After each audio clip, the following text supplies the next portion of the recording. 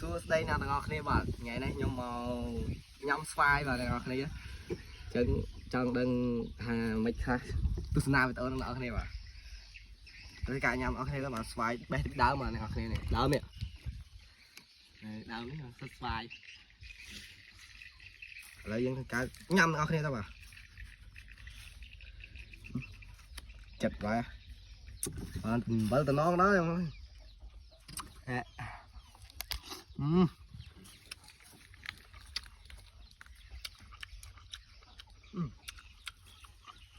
nhau này nhanh nhá tê đắp crop à để chơi món này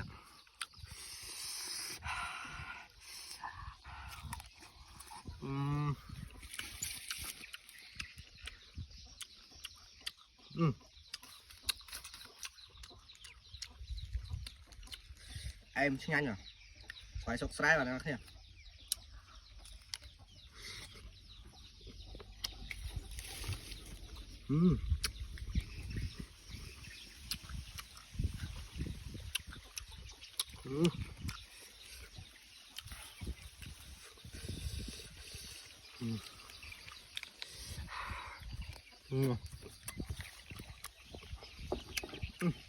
bạn chơi đấy không đạo bằng mui không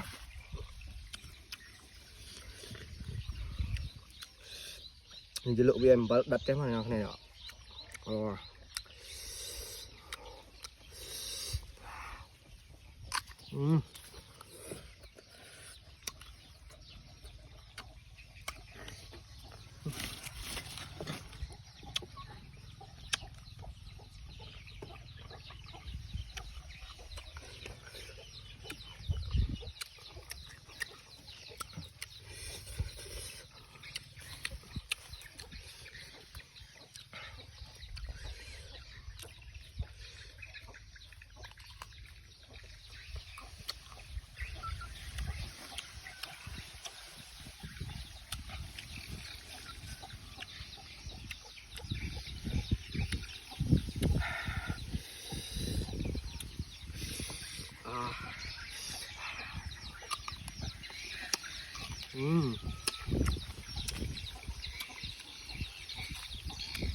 nhanh không này nhanh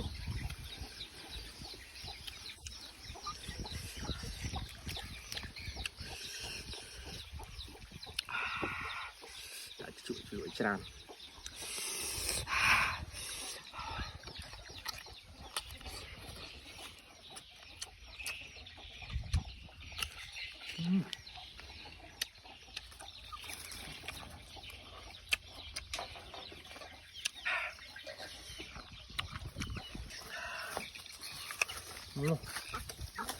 cởi máu ra ngon liền xoài phải tiền thì xoài ăn không làm nó cứ bắt một tính đó áo cái nào phải đi phải đi hiểu luôn mà không như cái đây không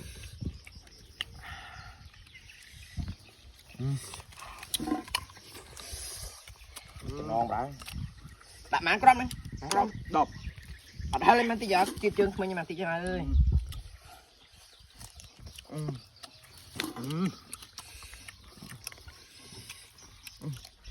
phải tí cái miếng phải cay của miếng nào to à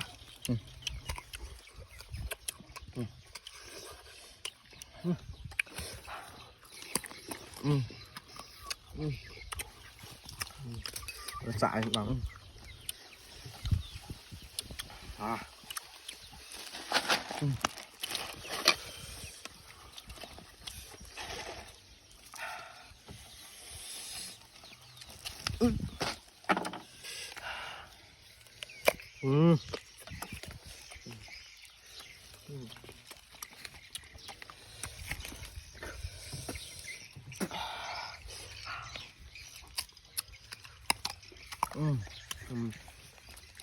ngay không có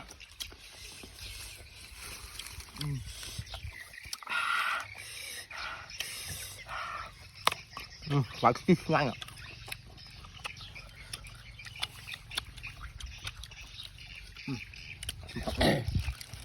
rồi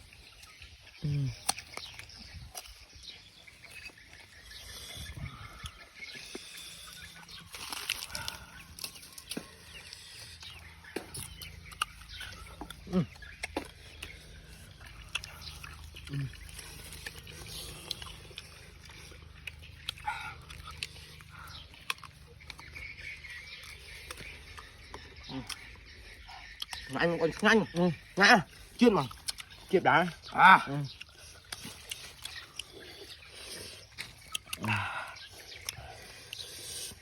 Cái đạp ra mình kịp chứ mấy nhỉ.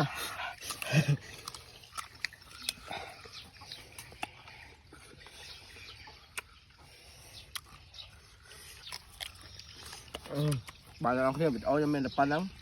bạn nào khi Chụp cái này video cái này. nó pin chất video đi chui subscribe nâng like nhẹ môi hỏi hả Chụp video cái này.